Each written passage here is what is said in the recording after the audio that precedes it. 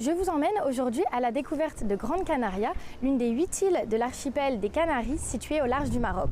Entre relief montagneux, longues plages de sable et grandes étendues désertiques, cette île attire chaque année plus de 3 millions de touristes par ses puissants contrastes.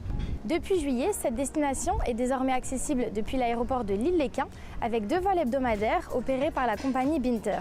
Découvrez les secrets de cette île qui vit au rythme des vagues et du soleil. Nichée entre Tenerife et Fuerteventura, l'île de Grande Canaria, surnommée l'île au printemps éternel, fait partie des joyaux de l'archipel. Elle est réputée pour ses villages pittoresques, à l'image de Puerto Mogan. Dans ce petit port de pêche, on retrouve des maisons à l'architecture typique et des ruelles débordantes de fleurs. Bienvenue à Puerto Mogan, un des villages plus jolis qu'on a ici au sud de Grande Canaria, avec toutes ces fleurs magnifiques, toutes ces bougainvillias, un endroit parfait pour se promener et aussi pour manger des poissons frais. À seulement 30 km de là, le guide nous emmène à la découverte des dunes de Maspalomas, situées sur la côte de l'extrême sud de l'île.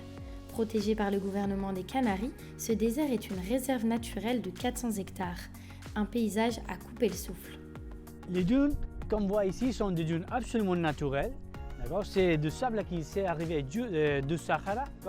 Et la hauteur, ça peut arriver jusqu'à 30-35 mètres d'altitude.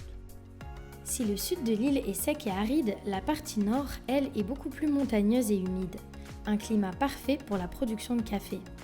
Nous avons visité la plantation Platinium au cœur de la vallée d'Agaete. Ici, entre les oranges, les bananes, les avocats et les fruits tropicaux, se trouvent des plants de café. En réalité, cette culture de café est la plus au nord de la planète et l'unique en Europe. Grande Canaria est aussi une île chargée d'histoire. Nous avons visité Vegeta, l'un des 2 quartiers historiques de l'île.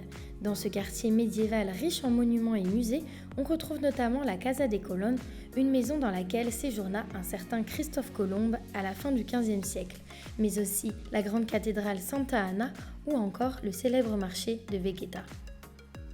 Nous sommes dans les marchés de Vegeta. Ici, on va trouver tous les fruits tropicaux, tous les poissons et même une chose qu'on doit vraiment déguster bien, comme ce que vous pouvez voir ici, les jambons ibériques. Outre sa gastronomie, Grande Canaria est aussi une île où il fait bon vivre. Merci à tous de nous avoir suivis. On se retrouve bientôt pour de nouvelles vidéos sur notre site et nos réseaux sociaux. À bientôt!